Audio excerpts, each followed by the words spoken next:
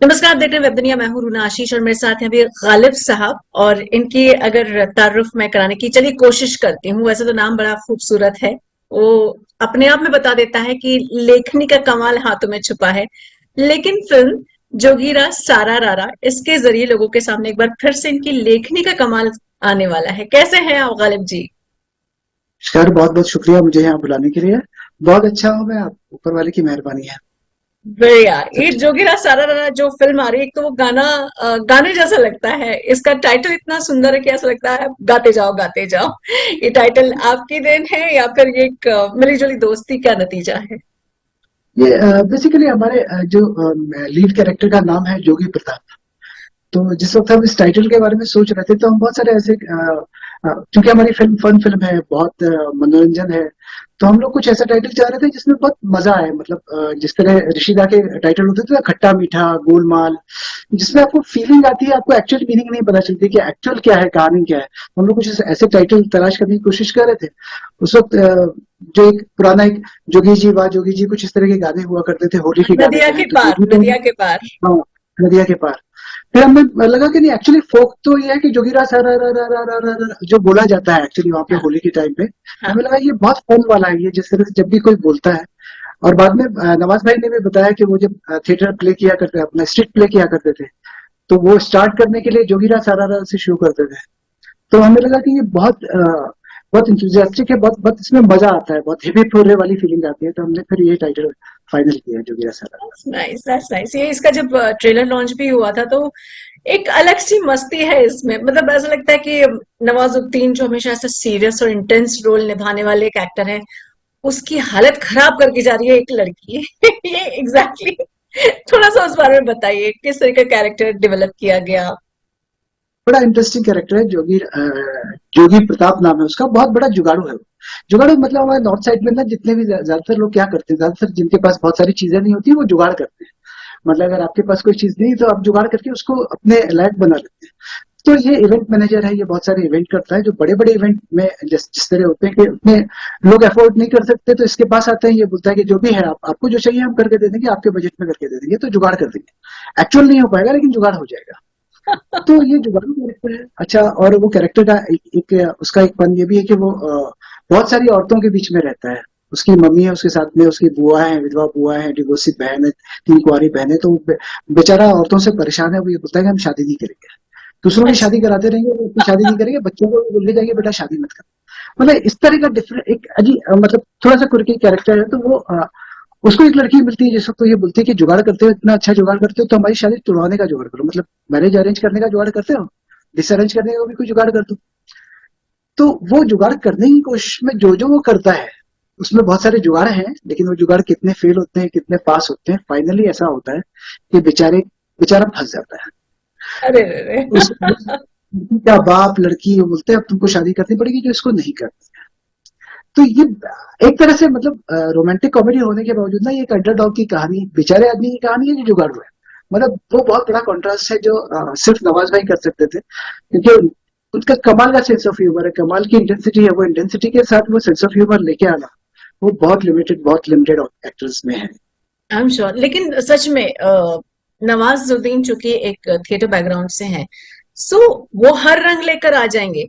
लेकिन होता है ना, एक जनता को भी अरे ये कैसे मजाक मस्ती कर रहा है, ये तो हमेशा तो विलन बनकर आता है या फिर ऐसा कोई गूढ़ रहस्य सुलझाने वाला व्यक्ति बनता है। तो नवाज को इतनी मस्ती में प्रेजेंट करने के पीछे आपको कितनी मेहनत करनी पड़ी?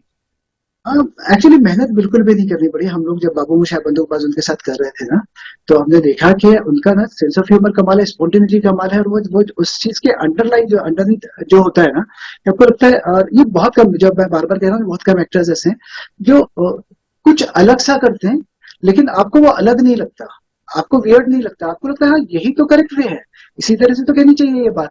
लोग इतना बना चढ़ा के और इतना अलग तरीके से क्यों बोलते हैं। वो बहुत सिंप्लिसिटी के साथ जब बातें करते हैं ना, बहुत बहुत मजेदार बातें होती थी उनकी। तो हमें तो बहुत आसान लगा कि उनके लिए अगर सोचना है, हमें जब उनको ये कैरेक्टर पसंद आया, हमने कहानी डेवलप की। और मैं एग्जाम्पल के तौर पर सिर्फ कहना चाहूंगा, एक मतलब हमारे ट्रेजेडी किंग हुआ करते थे, जिनके बारे में लोग ये था कि ट्रेजेडी किंग थे, और जब उन्होंने कॉमेडी की तो लोगों को पता चला कि कमाल की कॉमेडी है वो। तो मेरे हिसाब से नवाज भाई के बारे में भी जो लोगों के बारे में लोग जो जैसा सोचते हैं, जितना इंटेंस, जितने सीरियस, जितना डार्क, उनकी जो कॉमेडी है ना, वो कमाल की कॉमेडी है, वो क्लासिक कॉमेडी है एक्चुअली। Lovely lovely. अच्छा, एक आपने सीआईडी के लिए भी लिखा है, बाबू मोशाय बंदूकबाज के। इनफैक्ट बाबू मोशाय में तो बहुत सारी बातें ऐसी हुई थी जिसे सोचकर मतलब आप भी शायद सोच में पड़ गए होंगे, ऐसे डायलॉग्स, ऐसी बातें। How did you face it, how did you manage to absorb it, कैसे उस चीज को अपनाया कि हाँ ऐसा भी मुझे रिएक्शन मिलेगा लोगों का? देखिए, मतलब एक राइटर के तौर पे ना, हमारा काम होता है ऑब्जर्व करना कि लोग कैसे हैं, दुनिया कैसी है, किताबों से, फिल्मों से, आसपास के लोगों से। और जब इस तरह का सब्जेक्ट मिलता है, बाबू मोशाय जैसा सब्जेक्ट हो, तो उसमें तो डार्क था, क्राइम जो था, क्राइम वैली के बारे में बातें थी। उससे पहले मेरी एक फिल्म और भी आई थी, भिंडी बाजार, वो भी हाँ, बहुत भिंडी बाजार, डार्क करेक्ट। थी, और करेक्ट। क्राइम अंडरवर्ल्ड की कहानी थी वो। तो मैंने एक्चुअली कुछ लोग ऐसे देखे हैं, जो बहुत कम पैसों में बहुत बड़े बड़े क्राइम करते हैं, जिनको मैं जानता हूँ, मतलब यूपी के, और जो जो सजा भुगत के आए हुए हैं। तो देखने के बाद आपको लगता नहीं कि इस तरह के लोग होंगे, इस तरह से करेंगे। और जिस तरह से बात करते हैं, उनकी जो बातचीत है, वो गालियां बकते हैं, लेकिन वो गालियां नहीं होती हैं, वो उनके उनके उनके लहजे का हिस्सा होता है, उनकी बातचीत का हिस्सा होता है, जिसमें वो गाली को भी वो गाली की तरह नहीं, वो स्लैंग की तरह यूज करते हैं। तो बहुत सारी चीजें तो हमने ऑब्जर्व की थी। और कहानी हमारी जो थी, वो कहानी हमें, चूंकि मैं और हमारे जो डायरेक्टर हैं कुशानंदी, वो भी मतलब थ्रिलर पसंद करते हैं। हमें थ्रिलर जोन और क्राइम जोन जो है ना, बहुत बहुत पसंद है। तो हम उसी जोन में, हमें हमें लगा कि हम बाबू मोशाय बंदोबस्त कर रहे हैं, या जो कर रहे हैं, तो हमारे लिए बहुत आसान था थ्रिलर करना और ये करना। हाँ, वो पूरा मतलब जो पूरी जो सराउंडिंग थी, वो जो माहौल जो क्रिएट करना था ना, वो थोड़ा मुश्किल था। लेकिन मेरे लिए चूंकि मेरा ननिहाल, मतलब मैं मम्मी की तरफ से यूपी से हूँ, और अच्छा। पिताजी की तरफ से मैं भोपाल से हूँ। अच्छा। अच्छा। तो मेरे लिए वो थोड़ा आसान था, वो माहौल वो समझ पाना ना, तो थोड़ा हाँ। सा आसान भी हुआ, लेकिन मजेदार भी हुआ। अच्छा, एट द सेम टाइम आजकल बहुत ज्यादा बातें चलती हैं। सलमान ने भी हाल ही में कहा था कि हिंदी फिल्में इस दौरान इसलिए भी नहीं चल रही हैं क्योंकि लिखावट जो है, जो लेखनी है, वो लेखनी भारतीय ना होकर विदेशी सोच वाली ज्यादा हो गई है। आप बताइए, क्या आप इस चीज से राब्ता रखते हैं? क्या आपको लगता है कि ये चीज सही है? देखिए, बहुत सारी चीजें, मतलब जो जो परसेप्शन है, उसके पीछे कुछ रीजंस हैं। वो रीजंस ये हैं कि जो हम जैसे राइटर्स, या हम जो जो भी हम फिल्म मेकर है ना, हम जिस जनरेशन को ध्यान में रख के, ऑडियंस को ध्यान में रख के फिल्में बना रहे हैं, हमको लगता है कि ये ऑडियंस जो है, ये अब नेटफ्लिक्स देख रही है, ये वेस्टर्न फिल्में देख रही है, तो हमें उससे कम्पीट करना होगा। उससे कम्पीट करने की कोशिश में हम उसी अ, तरह की फिल्में बनाने की कोशिश करते हैं, कि अच्छा, इस तरह की फिल्में उनको पसंद आती है, या जनरेशन को ये फिल्में पसंद आ रही हैं, या ग्लोबलाइजेशन हो गया है, तो लोगों को बाहर का कंटेंट जो अच्छा लग रहा है, तो हमारा कंटेंट भी वैसा होना चाहिए। लेकिन मुझे लगता है कि जो हमारा देसी कंटेंट है, चाहे वो जितने भी, अपराजू हिरानी साहब की फिल्में देख लीजिए, आपको पता चलता है देसी जो है, या हमारा अपना ओरिजिनल जो है, या ऑर्गेनिक जो है, जिसे हम कहते हैं ना कि ऑर्गेनिक होना चाहिए, वो कम है। और पहले बहुत आसानी होती थी हमारे फिल्मी राइटरों को, हम जैसे राइटरों को खासतौर से, कि आपने कहीं पे भी वेस्टर्न एक फिल्म देख ली, उससे इंस्पायर होकर आपने आइडिया ले लिया और कुछ बना लिया। अब क्या है, वो आइडिया भी आपको ओटीटी पे मिल जाएगा, आपको फिल्में भी मिल जाएंगी, तो आप ना तो वो एज इट इज उठा सकते हैं, ना इतनी समझ है कि उसको अपना बना सकते हैं, तो फंस जाते हैं राइटर। तो उसका सबसे बेस्ट तरीका, हमने जो जोगिरा में हमने जो कोशिश की, हमने कहा कि हमें ना तो उस तरह की फिल्में करनी है जो वेस्टर्न फिल्म हो, ना हमें मतलब अपनी फिल्म जो हमारी इंटरटेनमेंट, जो हमको बचपन से हम देखते आए थे। मैंने अभी दिलीप साहब की बात की, बच्चन साहब की फिल्में आप देखिए, तो मतलब सिंपल मनोरंजन है, सिंपल फन फिल्म है।